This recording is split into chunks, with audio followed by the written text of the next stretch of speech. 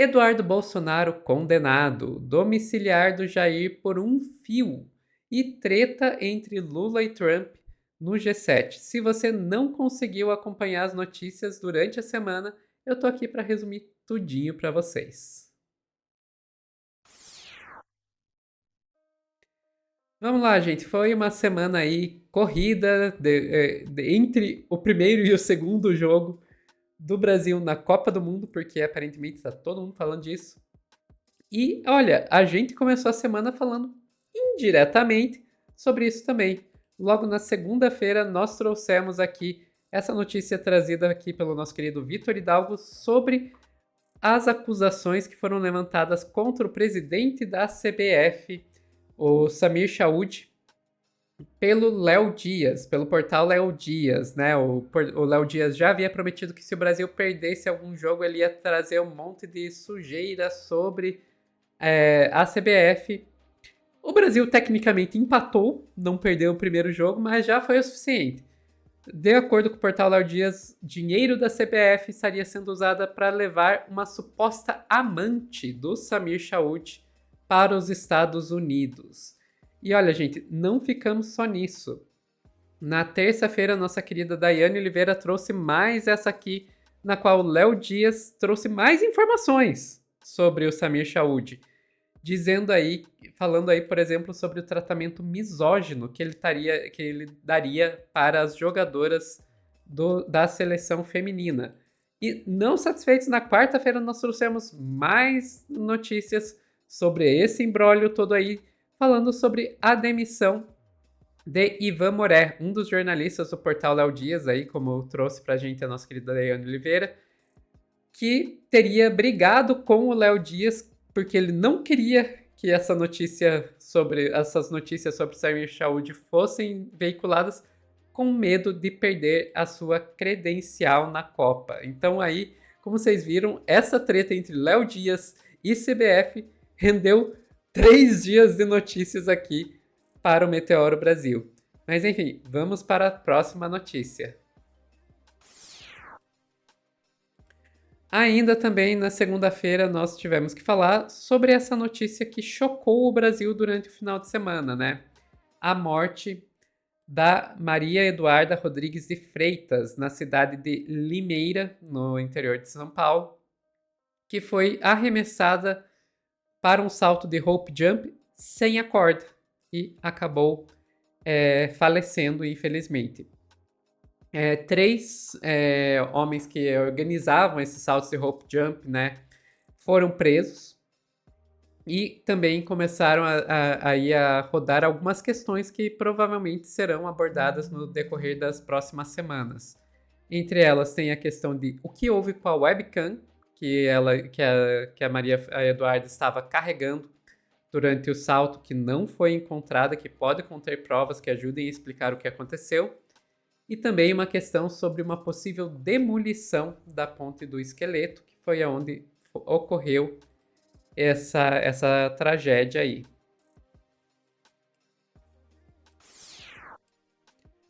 Ainda na terça-feira tivemos uma outra notícia aí bombástica, trazida aqui pela nossa querida Daiane Oliveira. A gente falou sobre a irmã do sicário, né, a Joana Mourão, irmã do Luiz Felipe Mourão, mais conhecido aí como Sicário, que trabalhava para o Daniel Vorcaro como parte da turma, né, que era o grupo que fazia ameaças e outros trabalhos sujos aí para o Daniel Vorcaro. A Joana Mourão teria, né, supostamente, ameaçado divulgar documentos comprometedores contra Henrique Vorcaro, o pai do banqueiro Daniel Vorcaro. Alguém, pelo amor de Deus, proteja essa mulher. Ainda na terça-feira nós tivemos um breaking news, uma notícia aí que saiu durante o nosso plantão. O ex-deputado federal e filho do ex-presidente, o Eduardo Bolsonaro, foi condenado pela primeira turma do STF por coação no curso do processo. Ele foi condenado a 4 anos e 2 meses de prisão, além de 12 anos de inelegibilidade e 50 dias multa, sendo que cada dia multa equivale a 2 salários mínimos. Isso aconteceu na terça-feira. Na quarta-feira, nós trouxemos outra notícia aqui, trazida por mim também, sobre a reação dos irmãos do Eduardo, né? Que Flávio, Carlos e Jair Renan. Com todos eles aí afiadíssimos na choradeira e no discurso de ai meu Deus, estamos sendo perseguidos.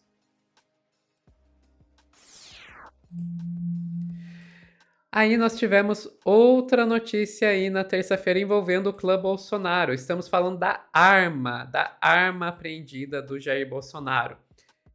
Um sargento foi parado em uma blitz no Distrito Federal e ele carregava uma arma que está registrada em nome do ex-presidente Jair Bolsonaro.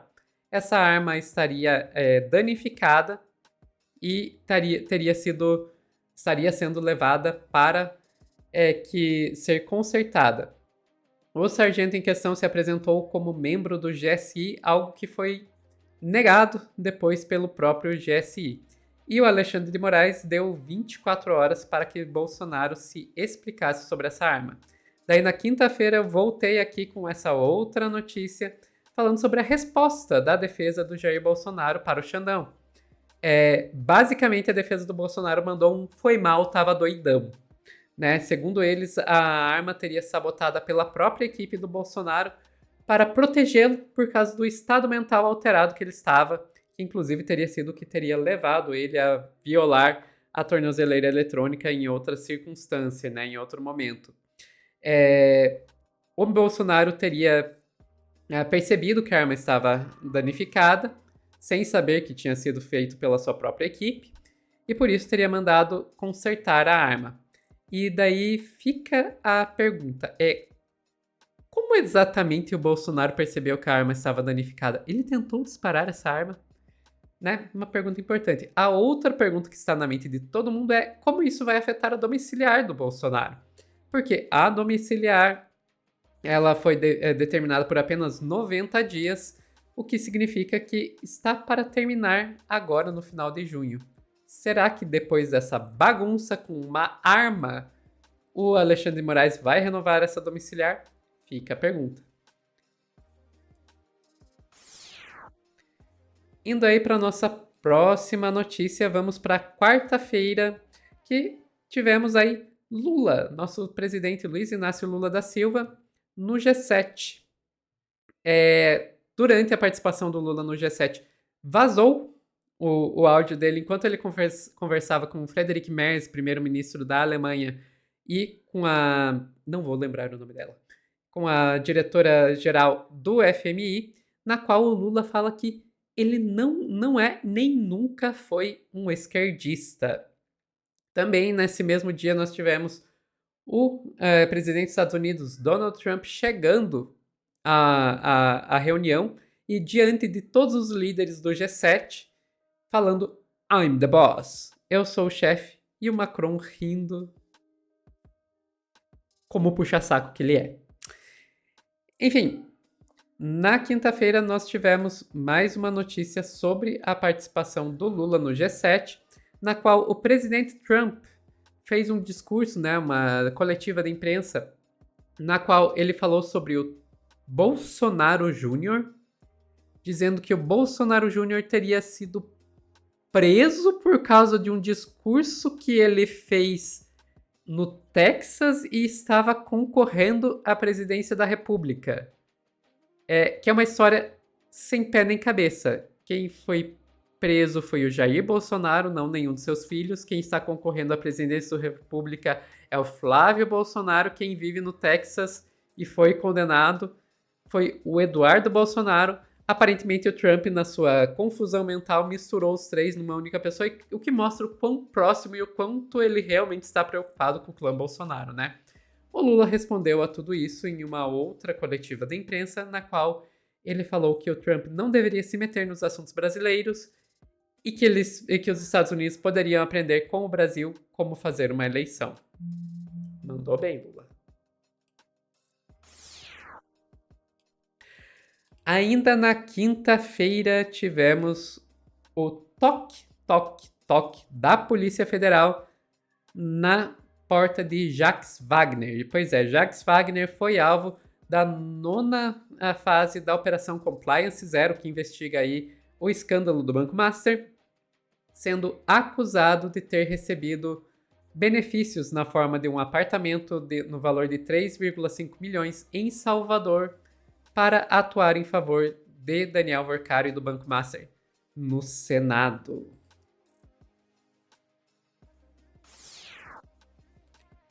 E finalmente chegamos na sexta-feira. Na sexta-feira, o nosso querido Lúcio Júnior trouxe aqui a notícia de que o presidente dos Estados Unidos, Donald Trump, assinou, né, na quarta-feira, na verdade, um acordo de paz aí com o Irã, encerrando a guerra no Irã. Mas aí nós tivemos aí na quinta e na sexta-feira as novidades que foram trazidas aqui no plantão na sexta, de que o líder do Irã teria dito que o Donald Trump estava desesperado para assinar esse acordo de paz, algo que o Trump negou. Fica aí qual dos dois você confia mais. Enfim, gente, foram essas as principais notícias aí da nossa semana. Se você está interessado em ver os detalhes e qualquer um dos cortes que nós mostramos aqui na tela, vai na descrição desse corte que vocês estão assistindo, os links para todos eles estão lá. Você pode aproveitar e acompanhar o Meteoro durante a semana. Não precisa ficar esperando o fim de semana, não. Durante a semana nós temos lives diárias, iniciando ali aproximadamente às 5 da tarde, que vão até às 8, 8 e meia da noite, comentando no mínimo 9 notícias do dia. Ou você pode acompanhar pelos próprios cortes, que começam a sair logo depois da live. Lá pelas 5 e meia, 6 horas, já começam a sair os cortes. Vocês podem acompanhar, então, as notícias aqui diariamente. Mas, se você não consegue acompanhar diariamente as nossas lives e os nossos cortes, você pode continuar acompanhando aqui através do resumo da semana. Ele é publicado, ele é transmitido ao vivo no final da live de sexta-feira e publicado aí na forma de corte todo sábado às 10 da manhã. Agradeço muito a audiência de vocês e tchau, tchau!